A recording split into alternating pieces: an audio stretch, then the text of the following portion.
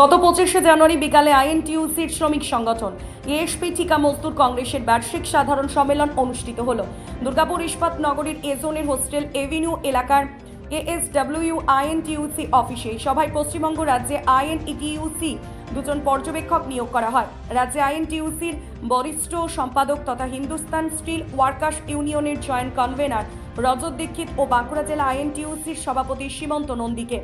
এছাড়া মুখ্য অতিথি রূপে উপস্থিত ছিলেন পশ্চিমবঙ্গ প্রদেশ কংগ্রেসের সহ সভাপতি শ্রী তরুণ রায়। বিশেষ অতিথি ছিলেন পশ্চিম বর্ধমান জেলার আইএনটিইউসির সভাপতি সুভাষ সাহা, হিন্দুস্তান স্টিল ওয়ার্কার্স ইউনিয়নের কার্যকরী সভাপতি পরেশনাথ কর্মকার, কোষাধ্যক্ষ Barun Chatterjee, alloy steel workers ইউনিয়নের কার্যকরী সভাপতি Manilal Sinha, alloy steel workers ইউনিয়নের সাধারণ সম্পাদক প্রদীপ দত্ত, পশ্চিম বর্ধমান জেলার আইএনটিইউসির অফিস সেক্রেটারি দীপ্ত দে। এবার এএসপি ঠিকা মজদুর কংগ্রেসের বার্ষিক সম্মেলনের সভাপতি নির্বাচিত হন ডক্টর জি সঞ্জীবা রেড্ডিজি তথা ন্যাশনাল আইএনটিইউসির সভাপতি কার্যকরী সভাপতি সুভাষ সাহা, সাধারণ সম্পাদক লক্ষণ রায়, কোষাধ্যক্ষ শিবনাথ ধীবর।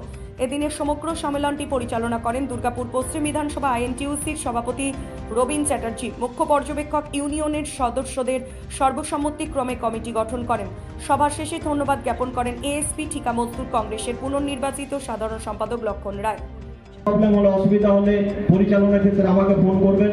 আমি এটা ব্যক্তিগতভাবে সিদ্ধান্ত নিয়েছি, আজকে এই অ্যাওয়ার্ডটা আমাদের আজকে যে পর্যবেক্ষক এবং আমাদের যিনি প্রধান অতিথি এবং দুজন পর্যবেক্ষক এবং প্রধান অতিথি তাদের হাত দিয়ে আমাদের 2024-এর 2রা অক্টোবর, 25 এবং এই 26-এর প্রারম্ভিক শুরুতে এই অবধি যিনি নেতৃত্ব দিয়ে আইএনটিইউসিকে একটা উচ্চ পর্যায়ে নিয়ে যাওয়া এবং প্রত্যেকটা ওয়ার্কারের সঙ্গে যোগাযোগ রেখে তাদেরকে যথাসাধ্য চেষ্টা করে গেছেন, তাদের সহযোগিতা করে দেওয়ার এবং আমার কাছ অবধি তাদের আওয়াজ পৌঁছে দিয়েছেন, উনি হচ্ছেন এএসপি ঠিকা মজদুর কংগ্রেসের সম্পাদক অজয় বাগদি।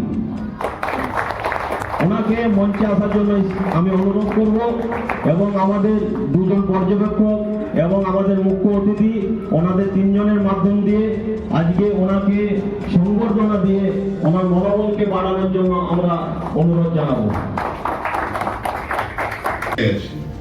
কারখানার ভেতরে লড়াই করবে, আমরা থাকবো বাইরে।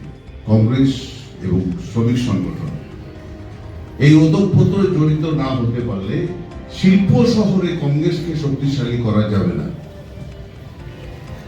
এই জামানার আগের জামানা, আমার কথাটা ক্লারিফাই করতে পারবে রজতটা, যে দুর্গাপুর স্টিল প্ল্যান্টে কন্ট্রাকচুয়াল লেবারদের নিয়ে বামপন্থীরা যেভাবে যে কর্মপন্থার মধ্যে চারদিকে নিয়ে পড়ে চলতেন এবং দুর্গাপুরকে লাল দুর্গ করে নিয়েছে, এটা মনে হয় কেউ অস্বীকার করবেন না। তাই আমি সমপনের কথাতে যাব না। আমাদের working president Durgapur steel INTUC উনি ব্যাখ্যা দিয়েছেন, করেছেন। আপনাদেরকে বলবো, আপনারা সংঘবদ্ধ থাকুন। মোদ্দা কথা, কারণ আগে Durgapur steel plant, alloy steel plant একটা ধামা ধরা ট্রেড ইউনিয়ন চলতো না, ট্রেড চলতো আমার জানা নেই, কিন্তু ছাত্র আন্দোলন থেকে এই শহরে জন্ম,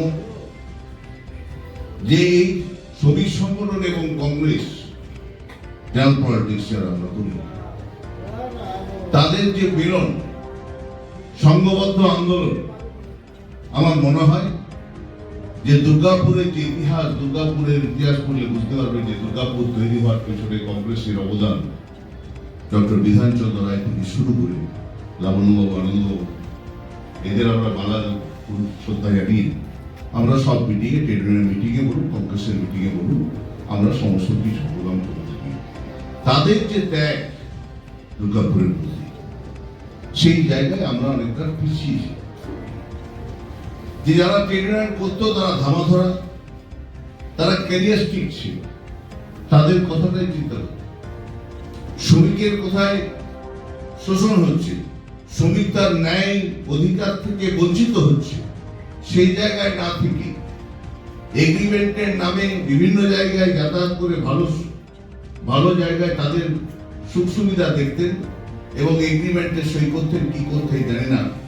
এসে পরে দুর্গাপুর স্টিল প্ল্যান্টে সিলি স্টেশন বহু ওয়ার্কার কন্ট্রাক্টর ওয়ার্কার বঞ্চিত হয়েছে, বের করে দেওয়া হয়েছে, তথ্য পাইনি, তাদের ডকুমেন্ট হারিয়ে গেছে, লোপাট হয়েছে। সেই জায়গায় টেন্ডার আজকে দায়িত্বশীল টেন্ডার আপনাদের সামনে উপস্থাপন হয়েছে। আমি গর্বিত, আমি কখনো ভাবিনি যে এই অ্যালোস্টিল ওয়ার্কার্স ইউনিয়নের এই সভাতে আমি মুখ্য জায়গায় চেয়ারে বসে আমাকে সম্বোধিত করবে এরা। আমি রেডি যাবার সেদিনকার ছাত্র অবস্থায় স্বপ্ন দেখা আর আজকের এই ট্রেড আন্দোলন ওতপ্রোতভাবে জড়িত থাকবে। ভেতরে আপনারা আন্দোলন করবেন, বাইরে আপনারা আন্দোলন করবেন। এই সামঞ্জস্য যদি থাকে, আমি কন্ট্রাক্টর ভাইদের বলবো যে আপনারা সম্ভবত থাকবেন, বিচলিত হবেন না। হয়তো অনেক সময় অনেক সাফল্য আসতে হবে না, যেমন কেন্দ্রীয় সরকারে আমরা নেই এবং রাজ্য সরকার এমনভাবে চলছে আপনারা দেখতে পাচ্ছেন। অনেকভাবে লড়াই করে অনেক কিছু ছিনিয়ে নেওয়া পাচ্ছে না, আমরা পাচ্ছি না অনেক সময়, কিন্তু আপনাদের সংঘবদ্ধ লড়াই আমি মনে করি আপনাদের জয় হবে হবে হবে। দুর্গাপুরে আমরা পরিবর্তন ঘটাতে পারবো, এটা দৃঢ় বিশ্বাস। তাই আজকে এই সভার মাধ্যমে নতুন যে কমিটি হবে সেই কমিটি আপনারা রান করবেন এবং পার্মানেন্ট ওয়ার্কার যারা রয়েছেন আপনাদের অভিভাবকের মতন, তারা কিন্তু তাদের দৃষ্টি কিন্তু আপনাদের মধ্যে থাকবে। এই সামঞ্জস্যতা পার্মানেন্ট ওয়ার্কার যারা আইনডিসিতে যারা নেতৃত্ব দিচ্ছেন তারা ছাতার মতন আপনাদের আগ্রহী।